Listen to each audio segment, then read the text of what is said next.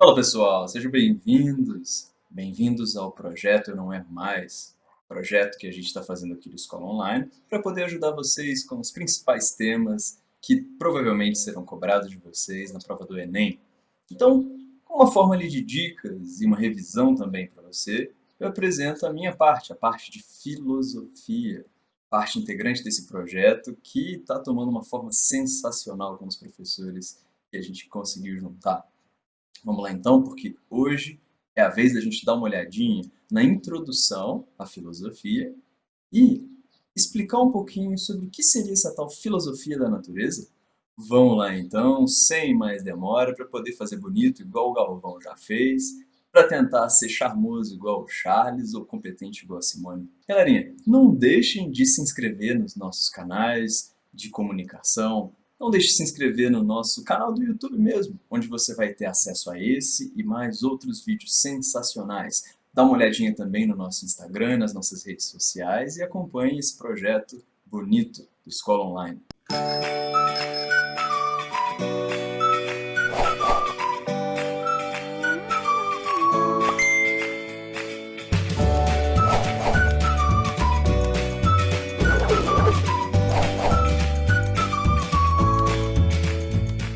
Pessoal, então comecemos aquilo que é o mais fundamental. Vamos supor que você nunca ouviu falar no que seria filosofia, né? Então, o que é essa diaba dessa filosofia? Normalmente a gente gosta de começar com um estudo relativo à palavra mesmo, né? Então, assim, o que significa filosofia? Ó, filosofia vem de duas palavrinhas do grego, philos e sofia, certo? Philos, ou filia, né, dá a entender uma amizade, dá a entender um amor. Sofia, no caso, seria não a mocinha Sofia, mas a sabedoria. Por isso, fica bem interessante a gente guardar que o filósofo ficou sendo chamado dessa maneira porque ele estava sendo caracterizado como um amigo do saber.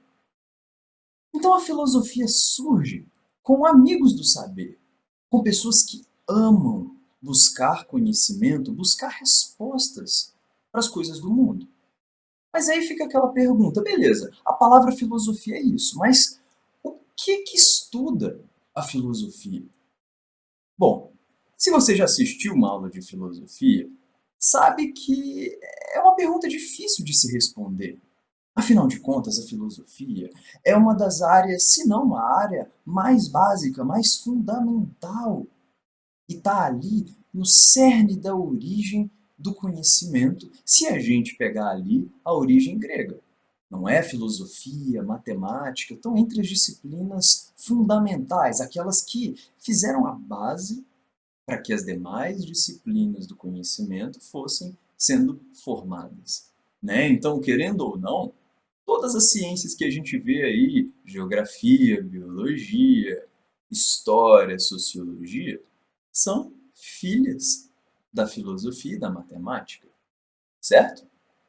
Por isso ali que eu dou essa definição mais ampla, né? Porque a filosofia seria o estudo de questões fundamentais sobre a natureza, sobre o ser humano, sobre as criações do ser humano, desde a ciência até a política, até os valores, né, dentro da cultura. Então a filosofia se preocupa com aspectos físicos, sim, né? Para quem não sabe, galerinha que ia estudar, por exemplo, biologia na faculdade 500 anos atrás, estudaria filosofia natural, tá ligado? Então, aspectos físicos, que hoje são muito abordados na biologia, física, química, já foram assunto da filosofia.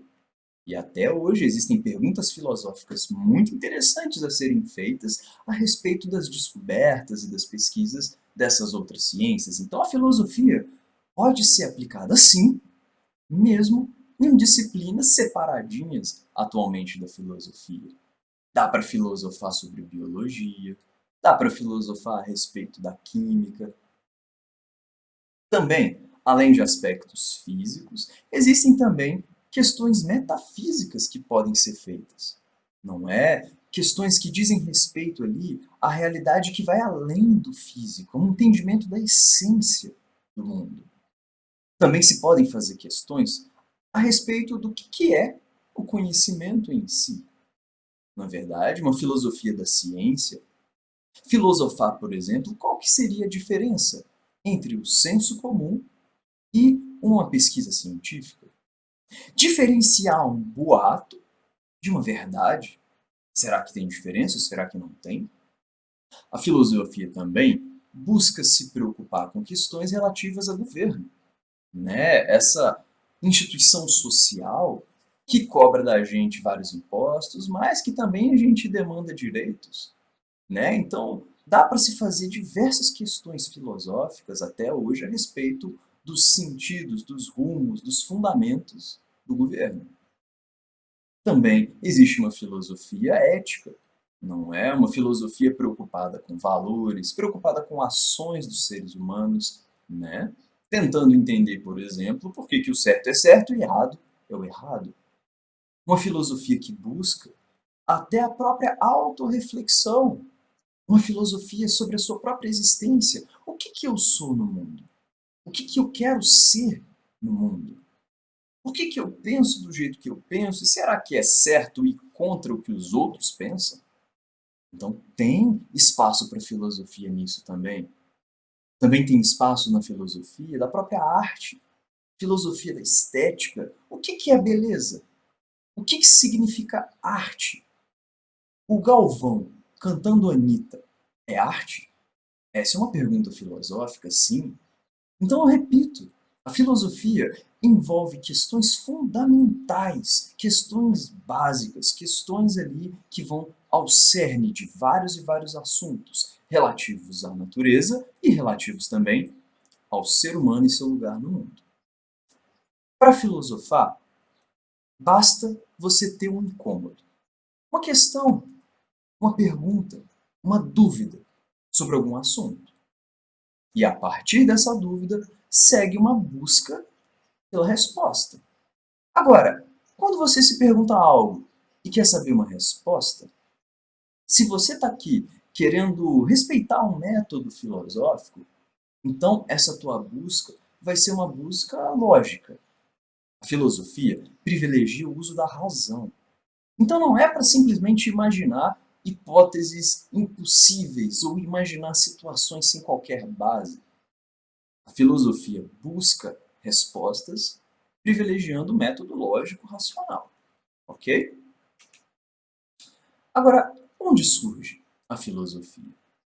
Bom, você, se pegar um materialzinho para poder estudar, vai ver que a filosofia ocidental surge na Grécia Antiga, do século 6, 5 antes de Cristo. Mas é estranho falar assim, né? Porque o ser humano, para pensar comigo, se a gente pega a datação de carbono e tenta estudar ali desde quando existe o Homo sapiens no planeta, é complicado, né? O ser humano existe há uns 2 milhões de anos, pelo menos. E aí? Como assim? Não Homo sapiens há 2 milhões, tá? Não cai no erro do tio. Homo sapiens tem uns 200 mil anos, mas a humanidade, uns 2 milhões, pensando aí outras espécies humanas.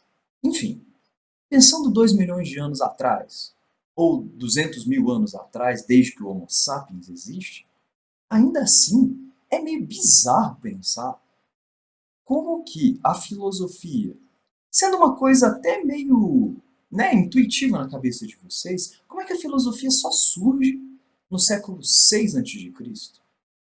Se o Homo sapiens surgiu 200 mil anos atrás, como que a filosofia só surge 2.600 anos atrás? O ser humano só começou a pensar nessa época? Claro que não, né, jovem gafanhoto? É claro que não. Filosofar, como a gente vai ver um pouco mais à frente, é um hábito, é um costume do próprio ser humano. Há quem diga que o ato de filosofar é um ato até natural, comum a todo e qualquer indivíduo, né, dentro da humanidade. Então, sim, provavelmente pessoas antes ali da Grécia Antiga filosofavam. Entretanto, quando a gente pensa na disciplina da filosofia, organizada, com o encadeamento do fulaninho dizendo uma coisa agora, daqui a 20 anos alguém discute isso, entende? Dando uma continuidade nos assuntos, né? Uma discussão hoje, desencadeando uma descoberta lá na frente, esse empurrãozinho, igual aquele dominó que você empurra e vai um dando origem ao outro, dando causa e consequência para pensamentos depois. Pois é, a filosofia ocidental, os bisavós, tataravós dos cientistas, sociólogos, historiadores, são os gregos ali. Lá na Grécia, no século VI, se desenvolveu todo um conjunto de estudos, de pesquisas, de reflexões que colaboraram pra caramba para o desenvolvimento do conhecimento na atualidade. Então nós somos herdeiros da filosofia dos gregos. A nossa ciência tem muito a agradecer a esses carinhas ali. Agora, existiu filosofia em outros locais, em outros povos? Com certeza. Existem registros escritos ou verbais, por exemplo, de filosofia em outros locais? Sim, tem filosofia ali em território chinês, em território africano, tem vários e vários outros indivíduos que filosofaram ao longo da história humana. Só que aqui a gente vai privilegiar os gregos, por isso que a gente falou, né? A gente herdou muita coisa deles e a ciência nossa aqui da Europa, não que eu esteja na Europa, mas a ciência que a gente adotou aqui no Brasil, que é uma ciência europeia, norte-americana e tudo mais, ela é muito herdada da filosofia grega, ok? Pois bem, filosofia tem aquela historinha, tem essa narrativa toda. Agora, filosofar, poxa, filosofar não é um trabalho só de filósofos profissionais. Filosofar, pessoal, envolve um ato que é um ato que todos nós já tivemos algum dia. Filosofar é um ato de contemplação em relação ao mundo em que a gente está, em relação a nós mesmos. Com curiosidade, buscando respostas. Não é bem viajar sem rumo, aleatoriamente, não. Sim, manter a cabeça aberta é importante, né? Se perguntar sobre coisas ali que outras pessoas vão chamar de viagem, cara, isso é importante. De onde viemos? Qual que é o sentido de se ter uma música que te manda rebolar a bunda? Vale a pena filosofar sobre coisas que às vezes as pessoas não pensariam. Ah, por que que tem tanto filme que exalta o modo de vida consumista? Alguns vão chamar disso viagem. Outros podem chamar isso de um questionamento, uma nova perspectiva sobre algo que a sociedade naturalizou. A filosofia adora levantar questões e manter uma cabeça aberta, não aceitando a coisa simplesmente porque todo mundo faz, ou porque todo mundo diz que é assim, certo? E pessoal, você pode vir para mim e perguntar, Gabriel, mas qual que é o sentido de filosofar, de se perguntar coisas, se perguntar questões a respeito do mundo, se tá tudo no Google? Tu digita lá qualquer coisa e o Google te fala. E realmente, né, por mais que hoje a gente viva numa sociedade da informação, tem muita gente que se pergunta qual seria o papel da filosofia nisso tudo, né? Se tem já a biologia para falar sobre a vida, então o que que nós filósofos vamos nos perguntar a respeito da vida? Bom, pessoal, se a gente for pensar no uso da filosofia para a nossa vida, para a minha e para a sua, é muito fácil ver como que a filosofia pode nos ajudar a dar um primeiro passo para um questionamento mais amplo. Questionamento sobre as nossas vidas, por exemplo, e um primeiro questionamento a respeito da ciência no mundo. Mas olha só, o ato de se perguntar, o ato de se ter um senso crítico, ele é útil, mesmo que o Google seja esse baú de várias e várias informações. Porque, primeiro, não adianta a gente ter várias e várias informações dentro do Google se a gente não sabe fazer as perguntas certas para obter as nossas respostas. né? A filosofia nos ajuda a levantar questões. Não só isso. A filosofia nos ajuda também a distinguir um pouco, a ter um senso crítico de não aceitar imediatamente a primeira resposta que aparece para a gente. Se você está disposto a questionar tudo, questionar o senso comum, questionar as coisas que você aprendeu, né? Esse hábito que você cria de se questionar o tempo todo e questionar as coisas que você lê, cara, é útil pra caramba. Num mundo em que tem fake news pra caramba, num mundo em que qualquer pessoa escreve qualquer coisa na internet. Então, buscar as melhores respostas, a filosofia pode te ajudar também com esse senso crítico, com esse treinamento mesmo, né, de entender que não é qualquer resposta que vai valer. Não só isso, pessoal, a filosofia, ela vai te ajudar a viver uma vida mais interessante. Eu sei, isso tem a ver com a minha opinião, mas ó, confia. Já diria o Will Smith, confia. Pessoal, dê uma olhadinha aqui nessas duas tirinhas interessantes da Mafalda. E aí, vamos ver como é que a filosofia está presente e o que significa filosofar nesse sentido mais amplo que tem a ver com as nossas vidas. Ó, as pessoas esperam que o ano que está começando seja melhor que o anterior. E a Mafalda diz: aposto que o ano que está começando espera que as pessoas é que sejam melhores. Então, olha que provocação interessante que a gente não tem. Né? Quantas vezes você já ouviu? Ah, tomara que o ano que vem seja melhor. E aí vem a Mafalda e diz: cara, para isso, a gente precisa que as pessoas sejam melhores. E aí, se você quer filosofar, você ainda pode se perguntar o seguinte: mas o que as pessoas precisam fazer para serem melhores? O que significa ser uma pessoa melhor? E por aí vai, certo? Em algum momento você vai chegar a uma conclusão. Seguindo, a outra tirinha também é bem interessante. Vamos lá. Ó, diga uma coisa, papai. O ano que vem existe? O quê? O ano que vem existe mesmo? Ou é mais uma daquelas coisas que dizem que vem e depois não vem? Aí o pai, hein? Ora, Mafalda, como é que não vai existir o ano que vem? E a Mafalda questiona o pai. Você viu o ano que vem? Então, olha que tiradinha bem interessante. Não é como é que você pode falar que algo existe se você não viu aquilo? Né? Não estou dizendo que Mafalda está certa. Existem coisas que existem, mas que não são visíveis. Mas de todo modo, né? Utilize essa mesma lógica para se questionar sobre outras coisas no mundo.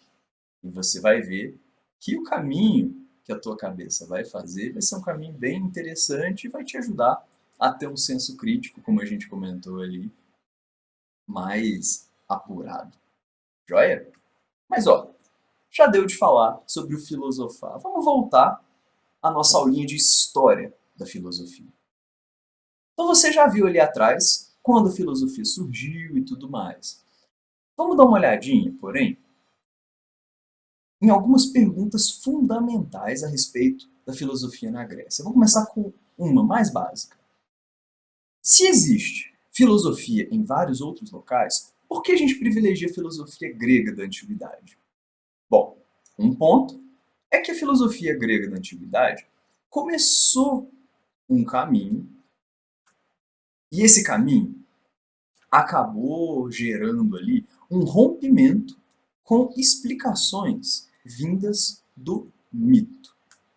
Explicações imaginativas, tradicionais, ok? Então a filosofia começou um caminho de independência da razão em relação à tradição, à fé e à imaginação, que deu origem a várias e várias coisas. Então, o seu impacto histórico, o impacto histórico da filosofia grega, foi muito grande no Ocidente e influencia até hoje pensadores e cientistas.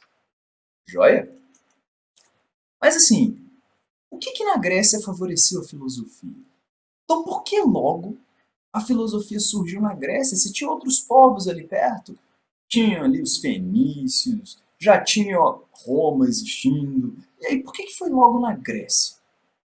Bom, essa explicação é um pouco mais complexa, mas a gente fala, de uma maneira ampla, que um somatório de fatores históricos, econômicos e políticos, deram ali um solo fértil para que a Grécia fosse aí o celeiro, o berço da filosofia. Um ponto tem a ver com a estabilidade da região, certo? Então, a Grécia conseguiu desenvolver ali nas suas polis uma certa estabilidade. Então, assim, um fluxo bacana de alimentos, né, uma administração estável, né? Então, na falta ali de grandes conflitos, de grandes crises, a galera tem tempo. Tendo tempo, ó, exercita a tua cabeça. Não só isso, tem o aspecto da democracia. Eu sei, a democracia foi realmente mais expressiva em Atenas, nessa época aí, na região dos gregos. Entretanto, realmente, Atenas foi um ponto muito importante da filosofia grega. E pera lá, o que filosofia tem a ver com democracia? Bom, pensa um pouquinho comigo, cara pálido. Democracia não é para ser o governo do povo? Pois é. Democracia. Na democracia, a gente tem as decisões sendo tomadas com discussão entre os cidadãos. Não é? Se você quer propor, por exemplo, a lei de que tem que ter suco-tangue em todo bebedouro da escola, você tem que convencer os demais a votar pela sua ideia. No meio dessa discussão, a gente tem ali todo um ambiente propício a uma troca lógica, discursiva, argumentativa. E a filosofia adora isso. A filosofia adora discussões, claro, frutíveis, racionais, onde se busca uma resposta mais elaborada. Joia? Então, uma coisa alimentou a outra. A filosofia alimentou uma discussão democrática saudável e o ambiente democrático também favoreceu a multiplicação dos filósofos e também dessa lógica de pensamento. Indo para um outro ponto, a Grécia e os gregos, eles tinham aquelas crenças religiosas e aquele conjunto de histórias dos mitos. Lembram? Os mitos, a mitologia grega. Pois é. Lembra da mitologia grega? A gente tem lá Zeus, Poseidon, você deve ter visto isso. Ou em God of War, ou no Percy Jackson. Pois é. Se você tem alguma experiência nisso, você deve ter reparado que na religião dos gregos, a gente tem deuses que são falíveis, não é? Imperfeitos. Você já reparou? Dá uma olhadinha lá na mitologia grega e você vai descobrir que Zeus já se deitou, já fez coisinha lá com tudo quanto é tipo de mulher mortal, deusa, o caramba quatro. Os deuses gregos, eles enganavam, eles traíam, eles tinham ali várias e várias atitudes que não eram atitudes ultra perfeitas. Então, olha que interessante. Há quem diga que a própria mitologia grega foi favorável a um questionamento, a uma lógica crítica mesmo. Ao invés de confiar nos deuses, os gregos estavam acostumados a discutir sobre as intenções dos deuses, a não confiar tanto nos deuses. Entende? Uma mentalidade muito, mas muito positiva para que a filosofia prosperasse. Você se questiona sobre a vida, se questiona sobre o que é certo e errado no que os deuses fizeram, nas histórias e por aí vai. Que mais? Comércio. Sim. Por que a filosofia prosperou na Grécia? Também por conta do fato dos gregos interagirem com vários e vários povos. Esses povos, trazendo a sua vivência, discutiam com os gregos. Qual que é o Deus certo? Qual que é o jeito certo de viver? E isso também foi um fator muito positivo para a filosofia prosperar, né? Num ambiente ali de encontro de ideias, as discussões, elas estouram. Por fim, pessoal, também a filosofia grega foi favorecida pela escrita, né? Porque pensa comigo, eu um dia vou morrer, mas as coisas que eu deixar escrito, né, os vídeos que eu gravar, esses vão sobreviver para depois da minha morte. Então, pessoal, as discussões, as ideias dos filósofos escritas ali poderiam ser passadas de geração em geração e os debates se estender, permitindo também uma educação, né, que os gregos pudessem ler uns aos outros, e aí o pau quebrava. Então, um somatório de fatores, repito, favoreceram a filosofia ter, perdão, um ambiente bom para se desenvolver na Grécia. Joia? Mas e antes da filosofia? De onde vinham as explicações? Simples, já falei, né? Os mitos, essas narrativas de cunho religioso, tradicional e imaginativo, né? Aquele boca a boca.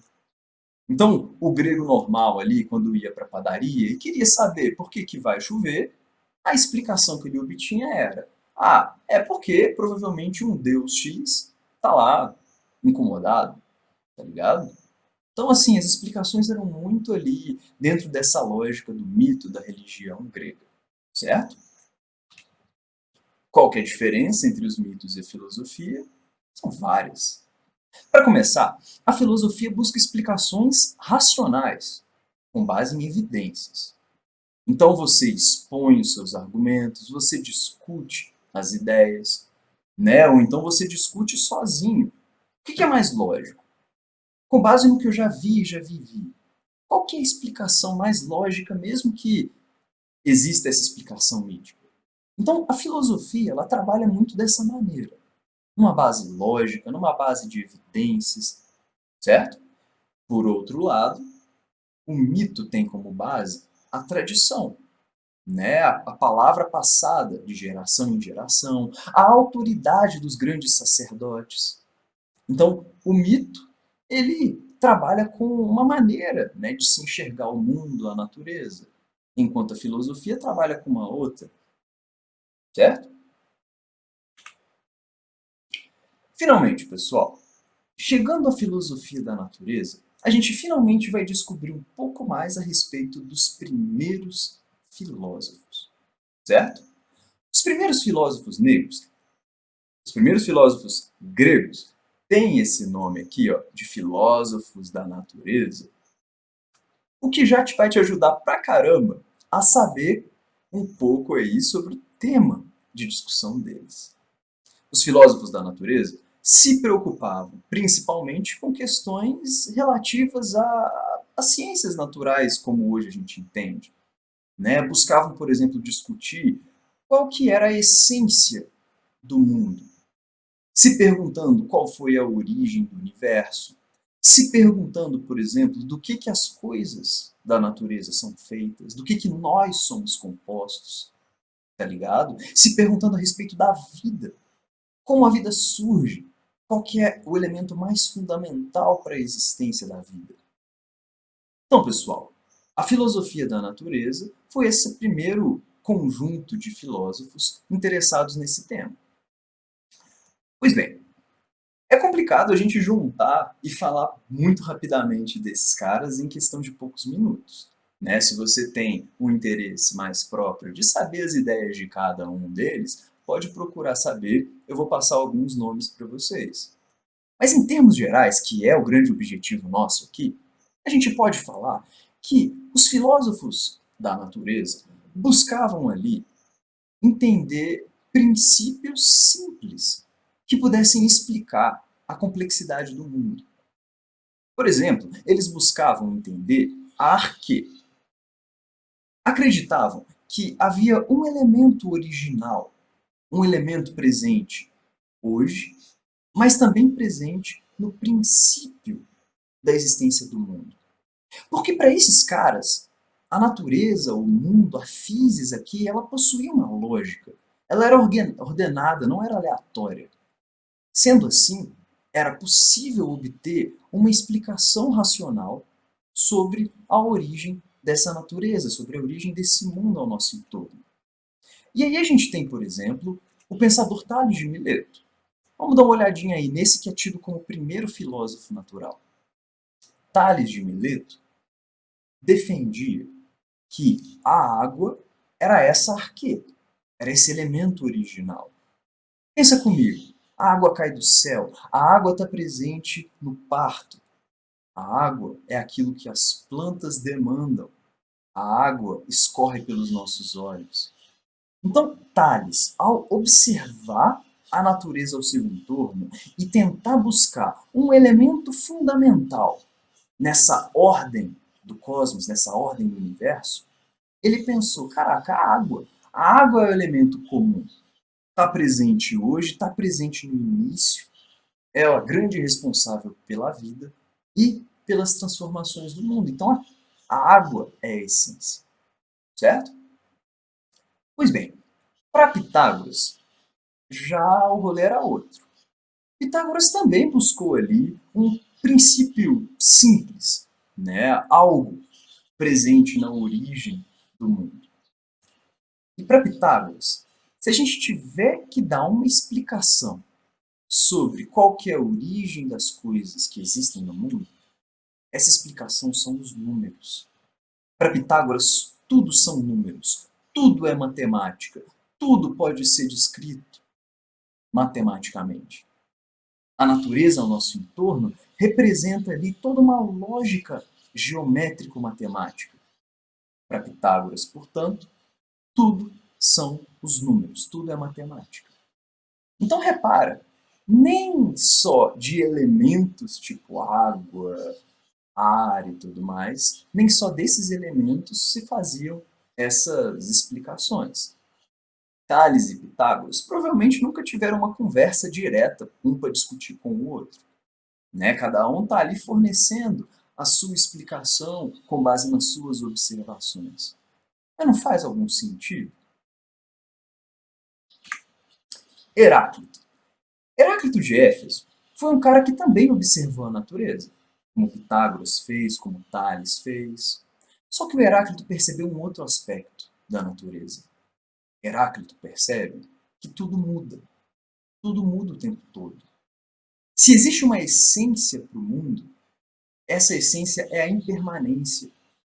Não se entra no mesmo rio duas vezes. Por quê?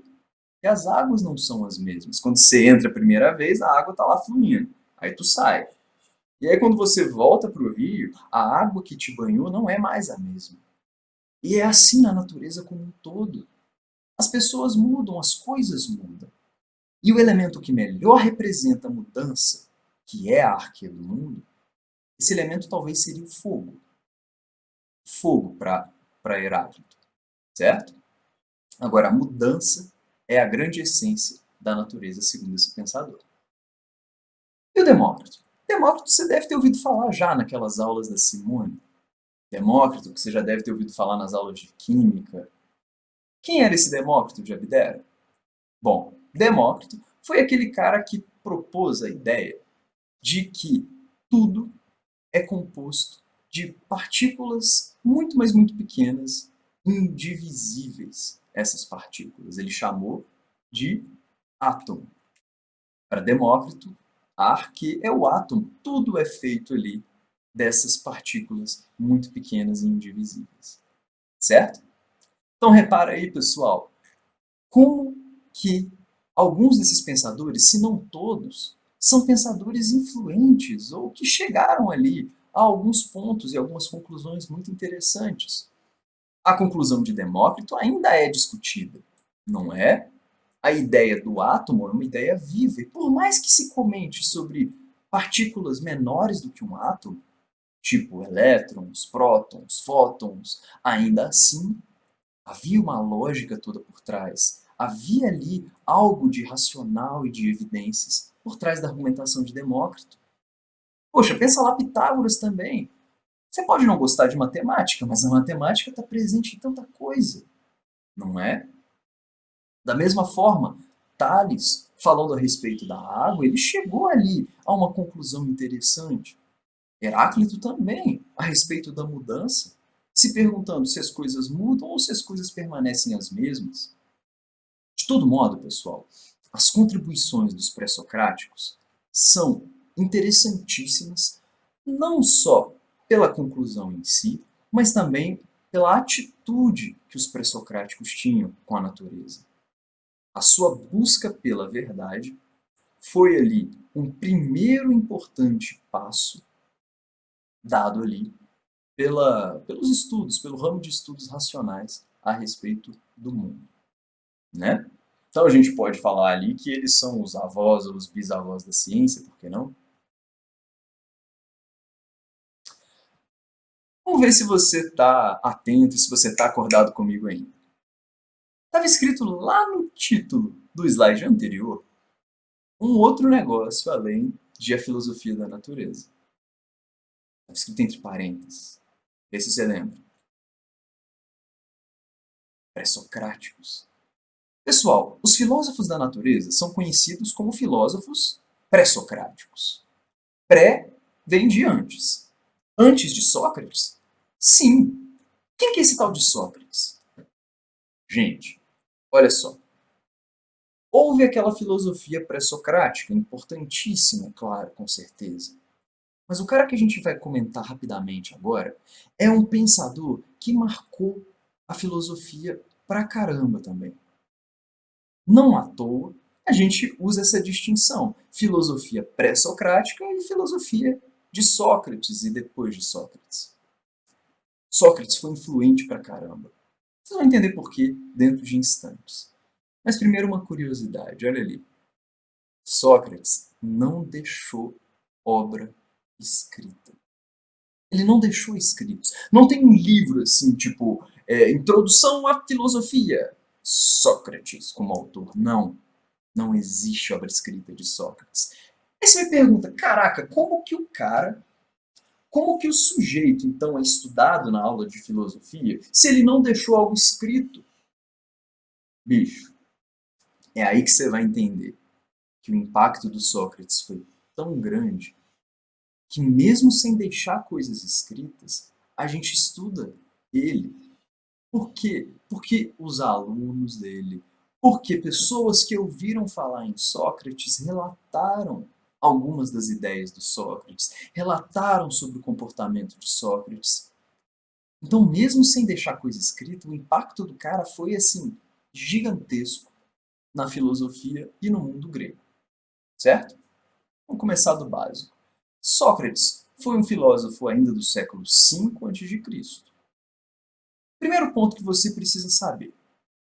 Sócrates se descolou daquelas teorias sobre a natureza feitas ali por Heráclito, por Demócrito e até por outros que a gente não comentou ali atrás, feito Parmênides. Sócrates trabalha com uma filosofia muito mais preocupada com aspectos práticos da vida. Sócrates Sócrates buscava discussões muito mais relacionadas à ética, ao porquê você faz o que você faz.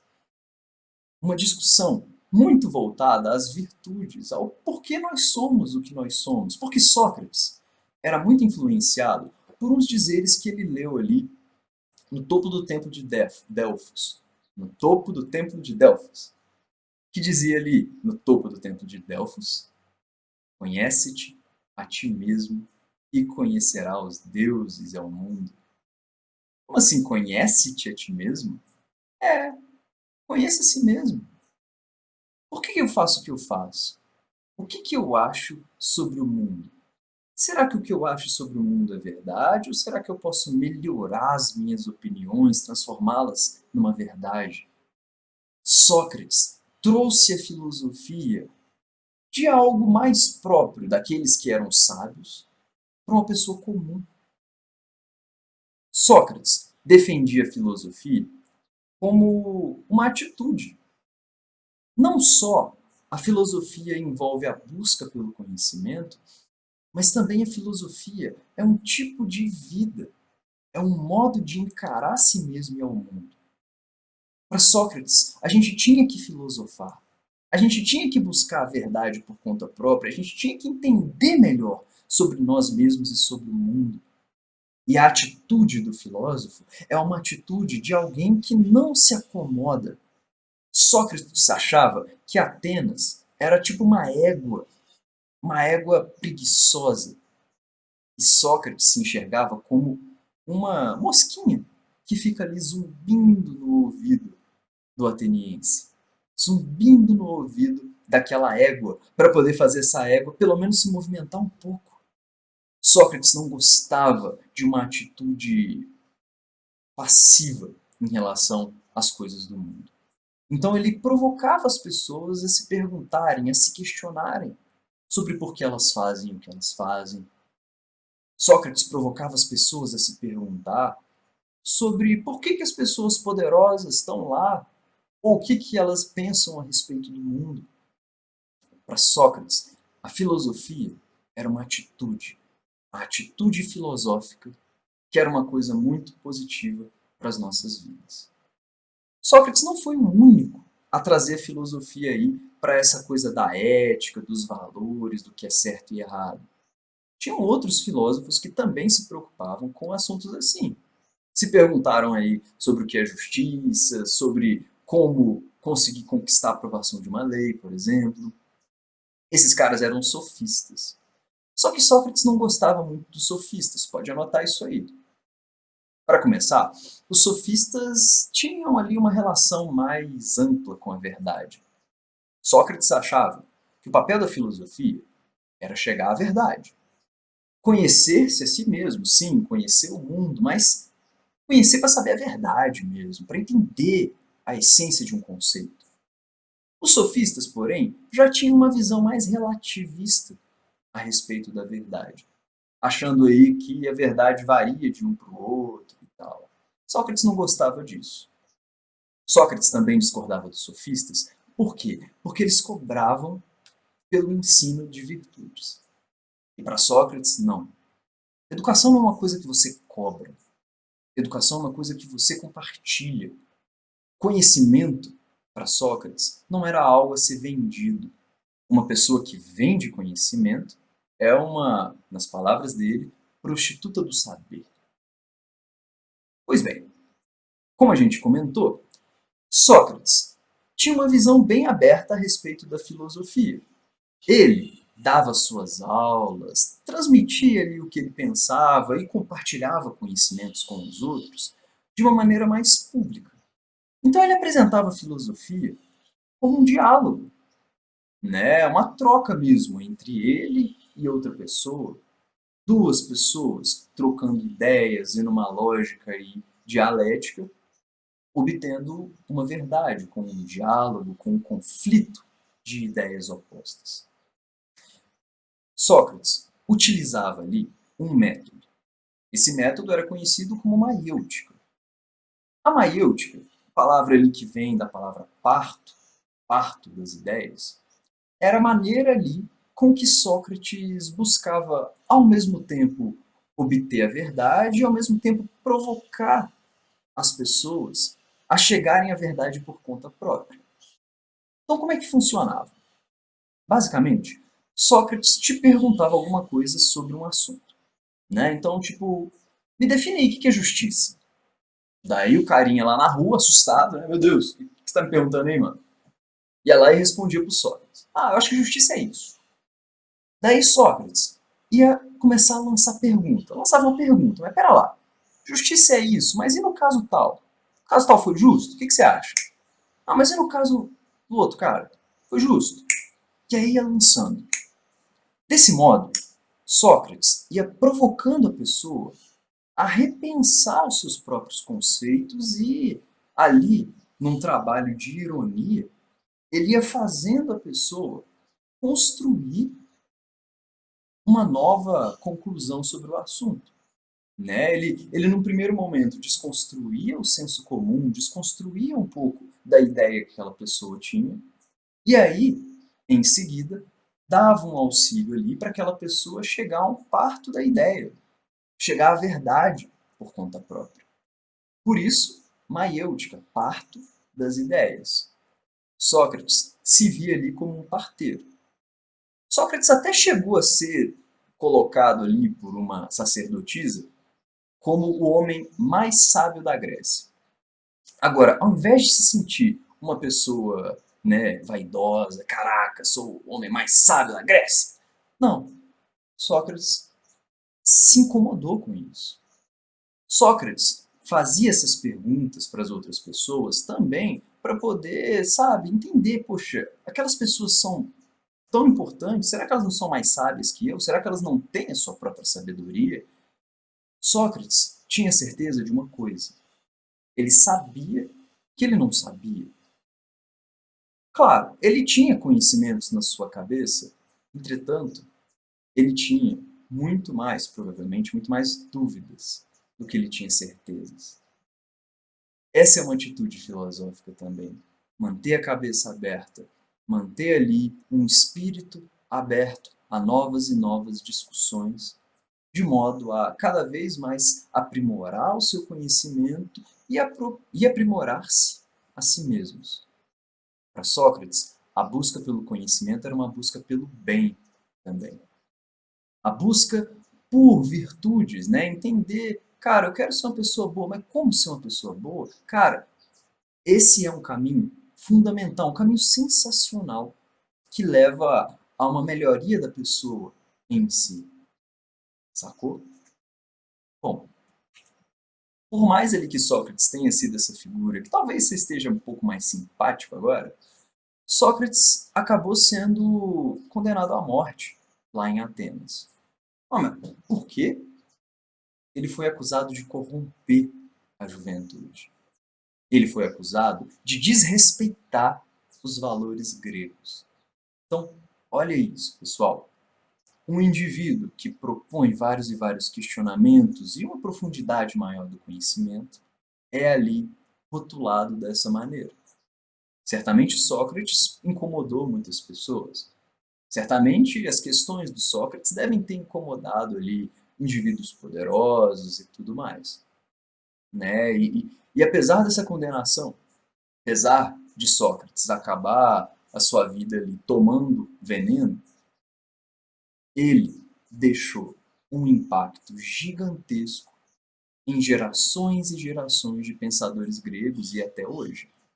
Pensadores que consideram Sócrates o seu mentor, né? A gente vê filósofos estoicos, filósofos cínicos colocando Sócrates ali como grande referencial. A gente tem Platão, que é o próximo pensador que a gente vai ver, que tem toda uma ideia muito interessante sobre o mundo, graças a Sócrates, né? Então, assim, e até hoje, o impacto de Sócrates está presente nessa própria maneira de dividir filosofia, antes e depois de Sócrates. Ok? Bom, pessoal, espero ter ajudado vocês ali esse primeiro caminho dentro da filosofia, um caminho que eu espero que vai ser um caminho bem prazeroso para nós e bem útil aí para o Enem. Bom, por hora, vou deixar vocês aqui com esse exercício e a gente vai resolvendo. Bora lá? Primeira dica. Antes de entrar no texto, dá uma olhadinha na pergunta. Que diz a pergunta: o que, de acordo com Nietzsche, caracteriza o surgimento da filosofia entre os gregos? Então, o texto aqui é sobre Nietzsche, e aí a pergunta é: caracterize o surgimento da filosofia entre os gregos. Tá. A filosofia grega parece começar com uma ideia absurda, com a proposição que a água é a origem e a matriz de todas as coisas. Lembra do Tales? Será mesmo necessário deter-nos nela e levá-la a sério? Ele se pergunta, poxa, né? Faz sentido levar isso a sério? Sim. Por quê? Três razões. Em primeiro lugar, porque essa proposição enuncia algo sobre a origem das coisas. Né? Então esse primeiro filósofo está propondo algo sobre a origem, da onde vem o mundo, da onde vem a vida. Em segundo lugar, porque essa resposta, né, é feita sem imagem e fabulação. Né? Então Tales não está inventando coisa quando ele fala que é arqueado. Ele está propondo uma observação. E essa conclusão é tirada com base nessas observações. Então não tem nada de fábula de invenção, aí, segundo Nietzsche.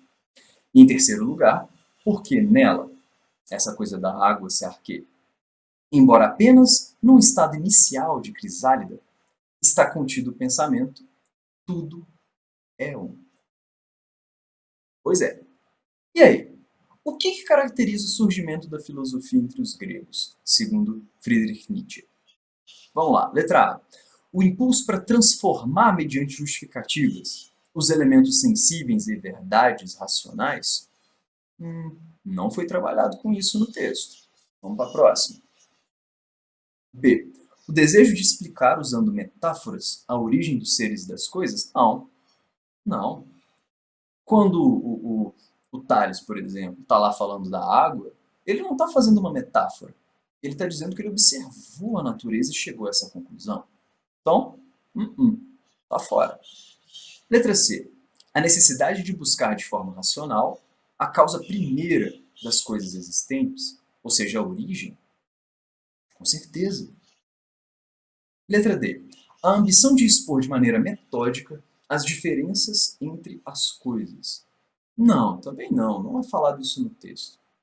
Letra E. A tentativa de justificar a partir de elementos empíricos o que existe no real. Então não está tentando justificar o que existe, está tentando elaborar uma explicação sobre o que existe.